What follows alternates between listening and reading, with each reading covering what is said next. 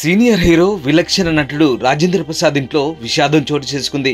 రాజేంద్ర ప్రసాద్ కూతురు గాయత్రి గుండెపోటుతో కన్నుమూశారు. కార్డియాక్ అరెస్ట్ కావడంతో హైదరాబాద్ లోని ఏజీ ఆసుపత్రికి తరలించారు కుటుంబ సభ్యులు. ఆసుపత్రిలో చికిత్స పొందుతూ మరణించారామె. కన్న కూతురు మరణంతో రాజేంద్ర ప్రసాద్ కుటుంబం విషాదంలో మునిగిపోయింది.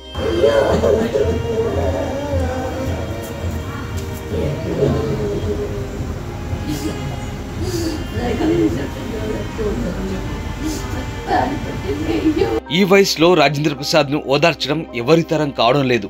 కూతురి మరణంతో నటకిరీటి కన్నీరు మున్నీరవుతున్నారు. గాయత్రి అంత్యక్రియలు కుటుంబ సభ్యులు నిర్వహించనున్నారు. రాజేంద్ర ప్రసాద్ మనవరాలు అంటే గాయత్రి కూతురు కూడా సినిమాల్లోకి ఎంట్రీ ఇచ్చింది.